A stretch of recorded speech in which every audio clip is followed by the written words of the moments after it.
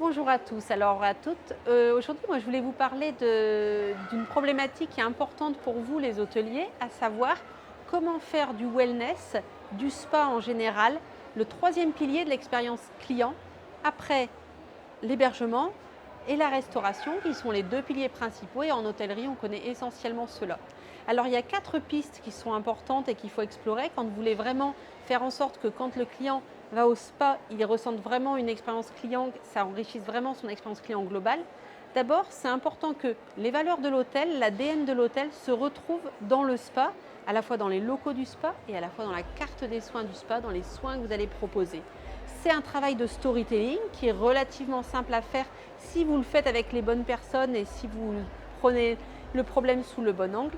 Et c'est la première façon de faire pénétrer, en fait, de faire en sorte que le spa remplisse vraiment son rôle dans l'expérience client globale. La deuxième piste, c'est de se dire comment j'utilise le spa en fait pour toucher le client dans ses émotions au travers des sens.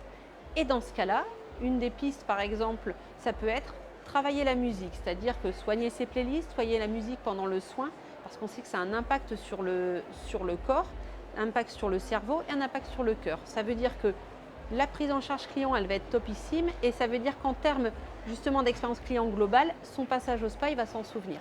La troisième piste, c'est de faire en sorte que pour que son expérience au spa soit mémorable et soit une vraie expérience, faire en sorte que non seulement il y ait des massages, des soins, mais également qu'on aille plus loin et que vous proposiez d'autres activités.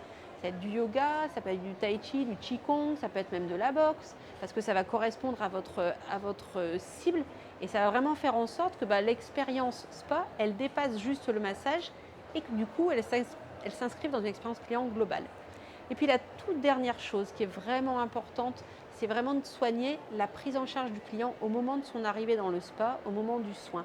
Et c'est peut-être la plus compliquée parce qu'aujourd'hui, avec les équipes, les recrutements sont beaucoup plus difficiles qu'avant. Et du coup, vous pouvez mettre en place les trois premières pistes que je viens de vous citer. Si vous avez la quatrième ne fonctionne pas, si vous n'avez pas les bonnes équipes motivées avec l'envie de bien faire et bien servir le client au bon moment, forcément, je veux dire, ça échouera. Donc, quatrième piste sur laquelle s'appuyer, quatrième levier à actionner, ça sera vraiment de soigner la prise en charge du client, de savoir anticiper des absences, savoir comment réagir pour motiver les équipes, leur donner envie de faire plaisir aux clients et du coup de booster encore cette expérience client globale.